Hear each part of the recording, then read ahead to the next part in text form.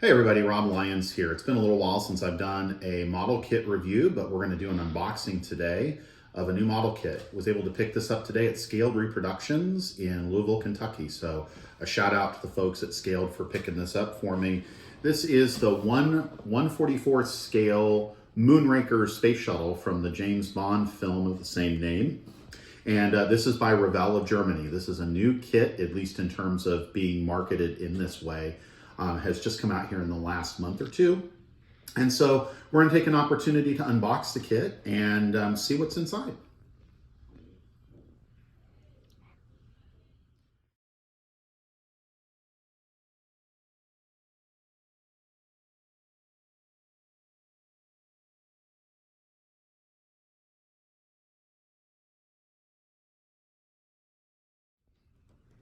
So you'll see here, this is the box art. There's a recreation of Drax's station. We have the Moonraker model. Spoiler-ish alert. The picture on the box art is not going to match up exactly with what we get into the box. I'm not sure if that's because this is an early rendition of what was going to come or not, but I have looked into the box and I've seen a few things that don't match what's on here. So we'll talk about that in a few moments. This is also being presented as a gift set. So there are Revell paints and Revell glue and a paintbrush included for the kit.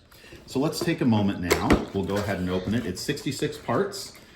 Since this is a German kit, it is measured out in centimeters. So the length is 24.3 centimeters when built. And we'll start out by taking a look at the sprues. This is the same Revell space shuttle model kit that has been marketed since the 1970s. If you've ever built any of the editions of the 1/44th scale Revell space shuttle, you have built this kit. So I'm not going to take a whole lot of time reviewing the actual kit itself, other than to say there's a sprue of clear parts. The flash is relatively minimal. There's not a whole lot of cleanup, as I recall. The biggest areas you're going to have issues will be here around the windows. They infamously fit terribly up here from on the top of the crew compartment and down the front through the windows. So that will be an issue. The other issue will be the port side includes these lift points. The starboard side fuselage does not. That's something a lot of people know. You may have to either fill those in or try to replicate those manually on the other side. A little bit of flash, it looks like here on the cargo bay doors. Other than that, it is what you've gotten every time you've gotten one of these Revell space shuttle kits. Here's the included a paintbrush, some of the Contacta, I believe it is, glue, and then you get paint in a couple of different shades of white, black, silver, and anthracite. So we've got that. We have our standard Revell of Germany instructions. Now you'll immediately notice this picture of the finished kit looks different than the box art. You'll notice some differences here around the nose, for example, or I should say around the windows here. So we'll look at that in a few minutes. This is a little safety advice sheet.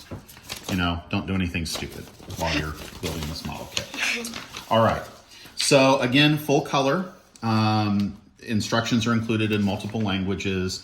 And interestingly, as you open this up, one thing that I really enjoy is there is a fold out little poster of the box art. And it's a really good looking little poster. Again, it's got some issues in terms of the design and so forth, but I can see myself going ahead, getting a little frame for this and hanging it in my modeling workshop.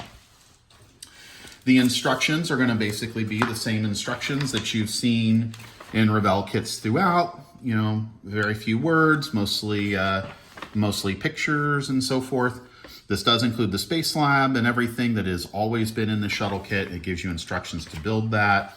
Interestingly enough, there is a spot that gives you some rather interesting instructions like, for example, building it all the way up and then cementing the parts together and closing it up. I'm not sure what you would do, but I am not going to build all the internals if I'm going to make it so that I can't open the cargo bay doors. But there are some instructions for how to put landing gear in versus having the landing gear up and so forth and so on.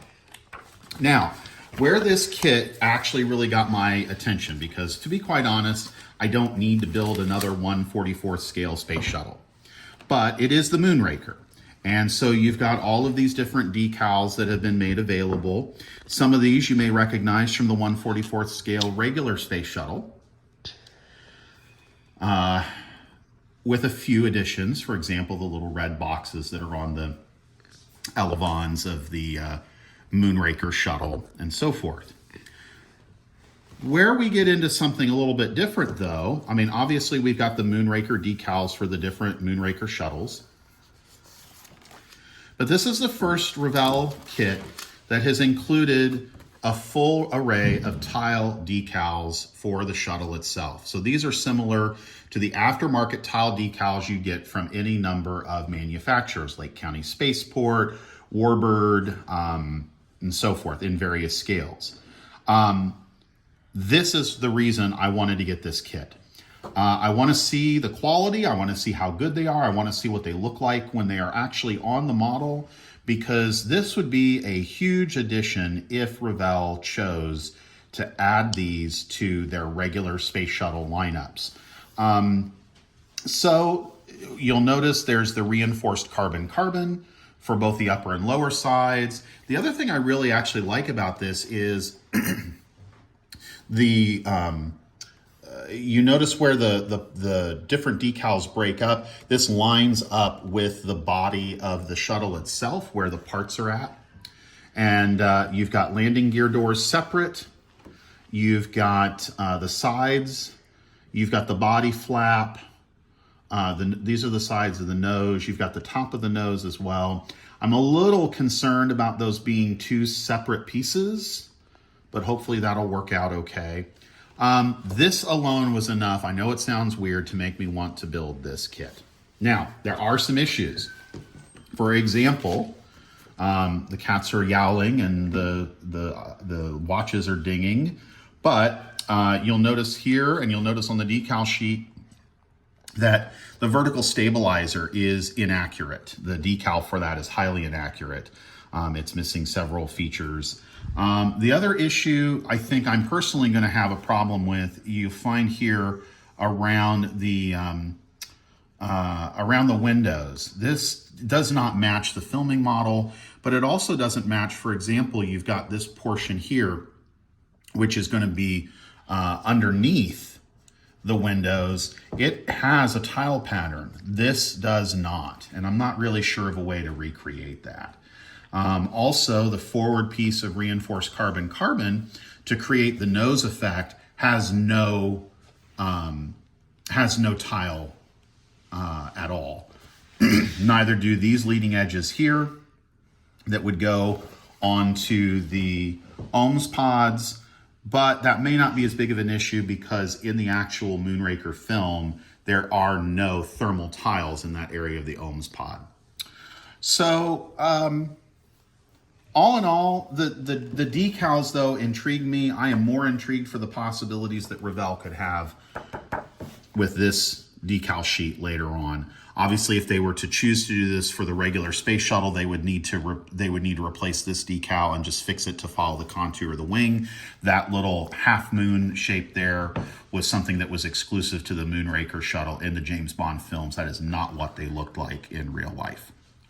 So, all in all, this is just an unboxing. When I get the when I get the model built, I'll come back and update this. But I'm actually really excited to build this kit. And so, yeah. So shout out to my daughter for Grace for running the video and directing services by my wife, Kristen. And we'll be back. I hope to get around to this pretty soon. I think just the novelty